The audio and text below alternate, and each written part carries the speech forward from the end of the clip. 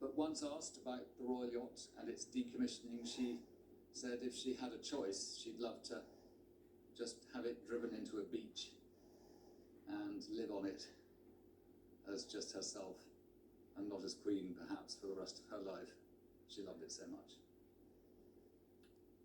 One of the great ships to be built in Scotland, and still one of the most beautiful.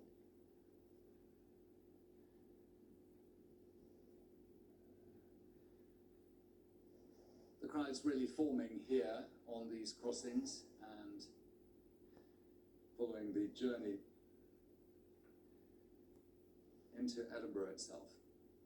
There's a point here where the roads will divide and the Queen's journey will then follow towards Edinburgh specifically. But look at the traffic on the other sides.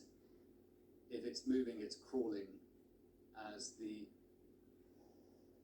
awareness of this cortege has passed around and people seeing the blue flashing lights of the outriders at the head of the procession will alert people the late Queen is coming.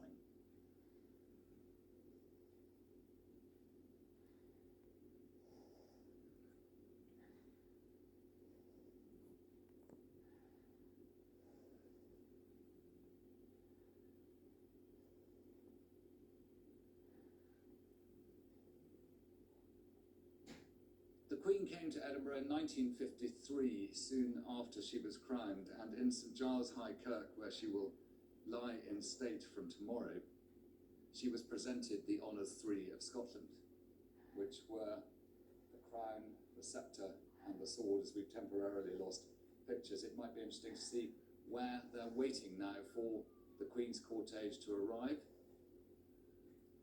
But she was presented the crown and took it from the Duke of Hamilton at the time, and it was quite heavy, and it was interesting if you see the film how she almost had to struggle to hold it.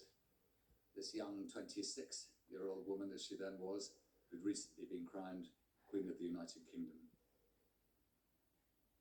There'll be a bit of time before the Queen arrives at this spot, but clearly we just lost the shots there from the helicopter. But returning to it now, it's perhaps worth remembering that the Queen is being accompanied on this journey by her daughter, the Princess Royal.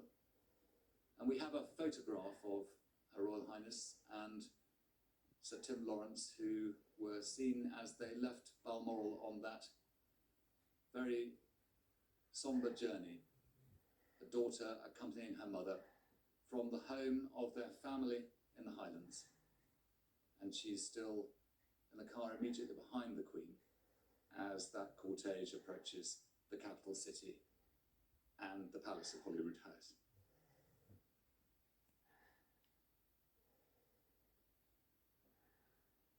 Crossing the Cramond Brig,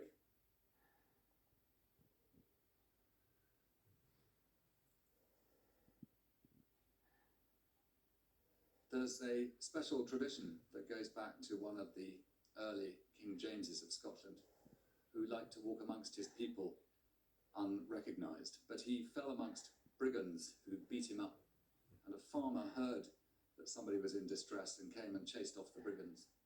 Had no idea that it was his king, and washed the king's wounds. Still not knowing who this person was, the farmer was asked what he most wanted, and he said he'd love to own the farm where he was working. And the man said, well, why don't you come and visit me? I'm going to be at the palace in Edinburgh. And so the family went down and they went in, and they had asked, how will we recognise you? And he said, oh, well, you'll see me because I'm going to be wearing a hat.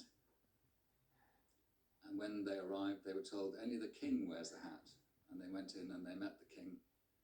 And the king gave the farmer his land on condition that once a reign, his descendants would wash the monarch's hands. And I met Mr. Huyston Crawford, who, as a young man of 10, had married King George VI's hands once, and then when he had the opportunity, he washed the young Queen's hands when she became sovereign. And I'm sure it'll be his grandson who will shortly be invited to carry out that tradition and wash the hands of the new King of Scots, Charles III.